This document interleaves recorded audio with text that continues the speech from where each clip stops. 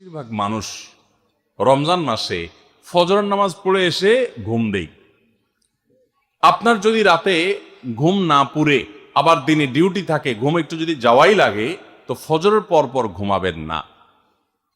আলহামদুলিল্লাহ, আমাদের বাসায় আমরা এটার প্র্যাকটিসটা প্রতি বছর খুব হার্ডলি করার চেষ্টা করি। ফজরের পর পর কোনো ঘুম নেই, ফজরের পর একটু কোরআন তেলাওয়াত করেন। প্রথম প্রথম চোখ ভেঙে আসবে, কারণ আপনি ভোর রাতে উঠছেন, অভ্যাস নাই। তো যাতে চোখে ঘুম না আসে সেজন্য নানান বুদ্ধি বাইর করে ঘুম দূর করেন, একটু উঠবস করেন।